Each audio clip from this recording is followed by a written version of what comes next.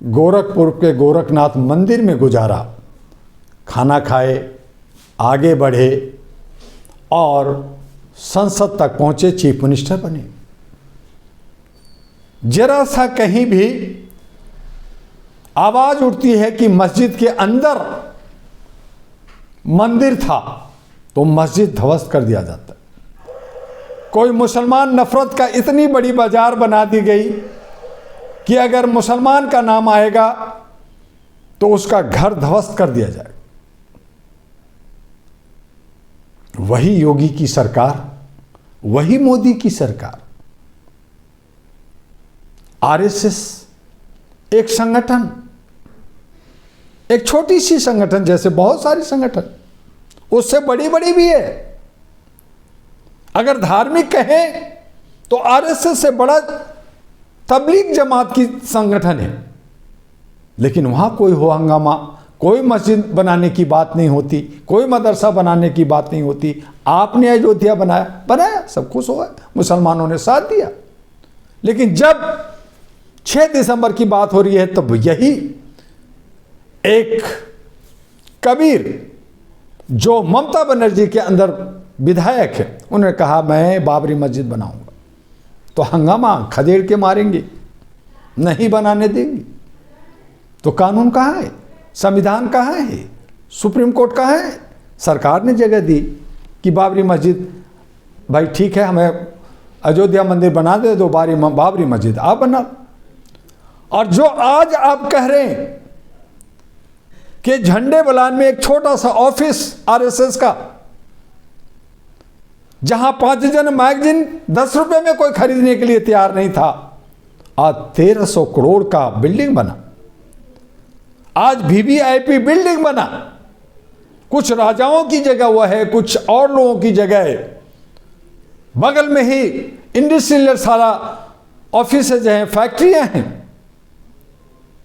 आप अपनी सहूलियत के लिए पार्किंग बनाएंगे, क्योंकि गोरखनाथ मंदिर वहां पे आगे अगर मस्जिद होता तो कब का तोड़ देते।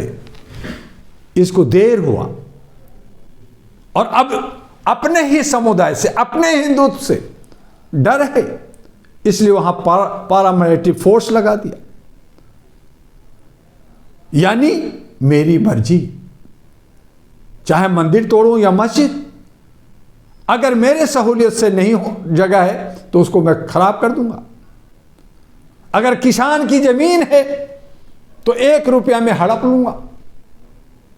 अगर घर है तो तोड़ करके मैं वहां मॉल बनाऊंगा, वहां पे एयरपोर्ट बनाऊंगा, वहां पे रेलवे लाइन। ठीक है, विकास होनी चाहिए, लेकिन ये जो नफरत, ये जो धर्म पे आघात पहुंचा करके,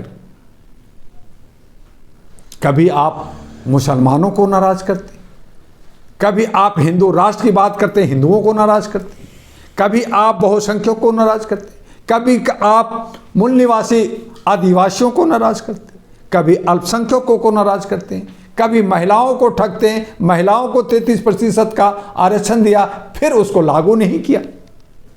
और जब अपने पे पड़ती है, अभी अभी संचार साथी कहा जासूसी करेंगे, एक ऐप होगा, सारी डाटा प्रधानमंत्री देखेंगे, सरकार देखेगी। जब उनको लगा कि अगर सरकार देखेगी, कल हमारी सरकार नहीं होगी या विपक्ष भी देखेगा, तो सबसे ज्यादा घपला घोटाला कहां होता है, चोरी डकैती कहां होता है? ये विधायिका सिस्टम में होता है, न्यायपालिका में होता है, कार्यपालिका में होता है।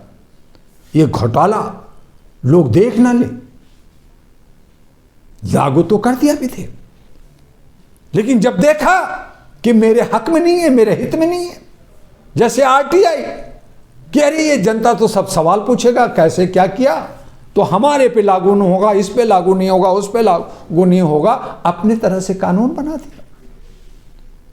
तो आज न सिर्फ मस्जिदों को, न सिर्फ गरीबों को, अब तो अपनों को भी मार रहे हैं।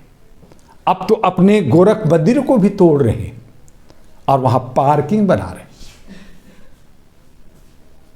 ये कैसा लोकतंत्र है? यह हमारे संविधान का अपमान है।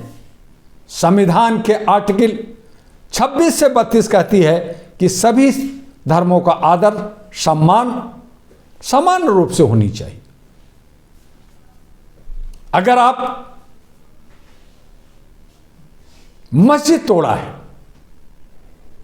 अगर आप मदरसा तोड़ा है और मुसलमानों ने आपका विरोध नहीं किया है, तो आज जो हिंदू कहते हैं अपने को, जो गुलाम कहते हैं अपने को, जब आपके साथी ने मंदिर को तोड़ा तो दर्द क्यों हो रहा है? इससे साबित होता है कि इन्हें सिर्फ सत्ता चाहिए। यह आपका नहीं है, जैसे मुसलमानों का नहीं है तो आपका भी नहीं है।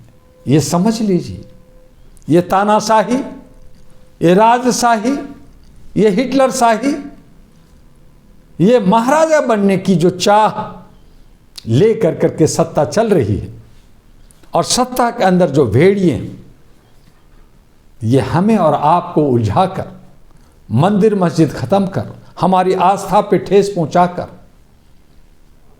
ये राज करना चाहते, ये रोटी सेकना चाहते। हमें समझना होगा और ऐसे निरंकुश शासक को, ऐसे सरकार को उखाड़ फेंकना होगा। हमारे जनप्रतिनिधि बिके हुए हैं, हमारे जनप्रतिनिधि डरे हुए हैं और यही वजह है कि बहुसंख्यक में 295